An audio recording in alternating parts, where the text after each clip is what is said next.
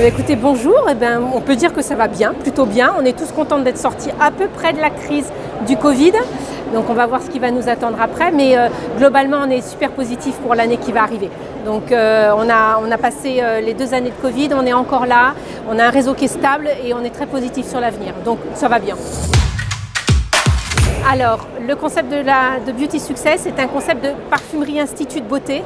On est sur le secteur depuis bientôt presque 30 ans et on a développé un réel savoir-faire dans l'accompagnement autour de la beauté et surtout de la parfumerie avec ses codes qui sont vraiment très particuliers. Donc Parfumerie Institut depuis plus de 30 ans dans une entreprise familiale avec un groupe qui veut rester indépendant par rapport aux autres enseignes qui sont essentiellement des succursalistes. Voilà, donc un métier de franchiseur franchisé qu'on connaît bien, qu'on a développé depuis presque 30 ans avec ses codes et un accompagnement ad hoc par rapport à nos partenaires et aux métiers. Eh bien écoutez, comme je vous ai dit, le resto est stable malgré le Covid. Donc le franchiseur, il a vraiment accompagné pendant le Covid ses partenaires sur un accompagnement financier, un accompagnement administratif et comment est-ce qu'on gère la reprise post-Covid. On la gère un petit peu comme tout le monde, toujours excessivement de lien avec nos partenaires franchisés et avec une relation franchisé-client qui est encore plus poussée avec des programmes de CRM qu'on a développés, avec de la digitalisation autour de notre site internet et autour de services autour du distanciel. Grâce au Covid, au moins, on a appris ça. Donc des relations encore un peu plus serrées avec nos partenaires et avec nos clients. Voilà.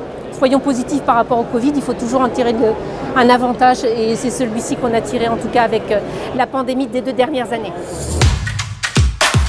Alors on est toujours resté sur les mêmes perspectives de développement, on n'a pas changé, on les a toujours tenues.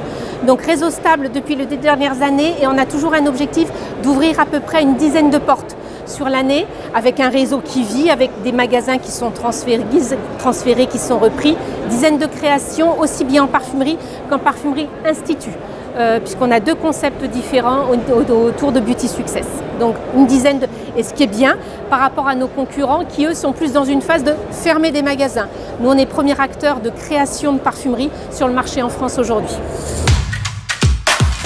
Alors il faut déjà bien penser son projet.